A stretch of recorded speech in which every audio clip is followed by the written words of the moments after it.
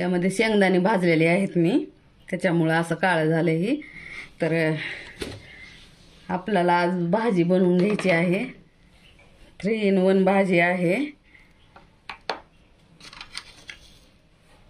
ते जगात कोणीही बनविलेली नसेल अशी भाजी आपल्याला आज बनवायची आहे. जिरे टाकून घेऊ, मोहरी टाकलेली आहे, जिरे टाकून घेऊ छानपैकी. नंतर टाकून घेऊ कांदा. कांदा टाकल्यानंतर आपल्याला जास्त मसाले नाही वापरणार, एवढा घरचा मसालाच मी वापरणार आहे. तर मस्तपैकी असं फ्राय झाला कांदा. तेल तापलेलं आहे ना, त्यामुळं जास्त पण करपवायचा नाही. आणि काय करायचं आहे आता आपल्याला, काळं तिखट टाकून घ्यायचं आहे.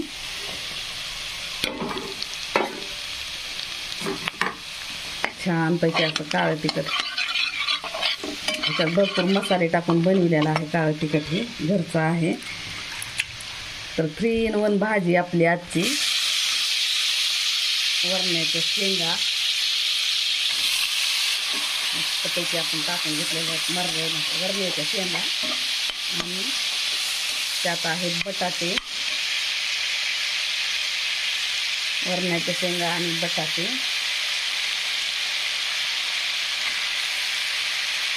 मस्तपैकी अशी भाजी आज आपली बनवायची आहे.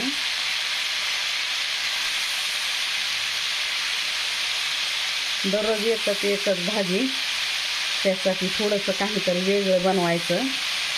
मग टाकून द्या त्यामध्ये वरण्याच्या शेंगा, बटाटे आणि अंडा. तर मस्तपैकी आपल्याला अंडा पण टाकून घ्यायचा आहे.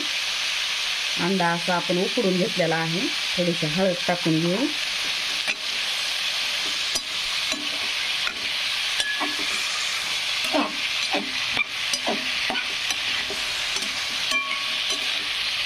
हळद टाकल्यानंतर आपल्याला टाकून घ्यायचं आहे मीठ.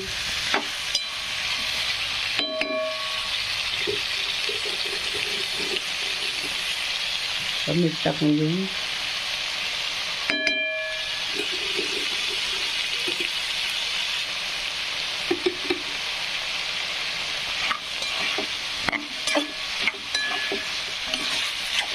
छानपैकी मीठ टाकल्यानंतर आपल्याला टाकायचं आहे शेंगदाण्याचं कूट वाटून घेतलेलं आहे. थोडं जास्त टाकलेलं आहे कारण ग्रेव्ही पण बनवायची आहे ना, त्यामुळे.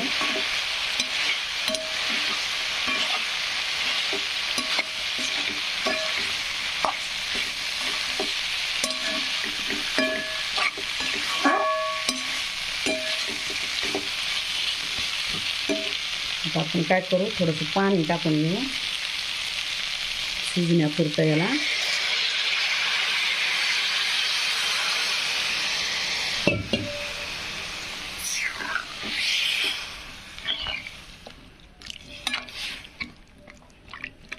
छानपैकी असे काळं तिखट टाकून बनवलेला आपण बटाटा, वरण्याच्या शेंगा,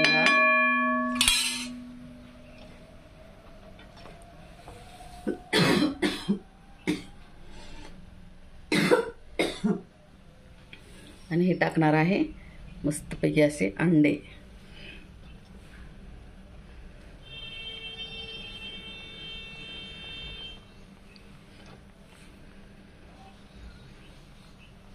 छानपैकी अंडे असे भाजीमध्ये पूर्णपणे आपल्याला उकळून घ्यायचे आहेत.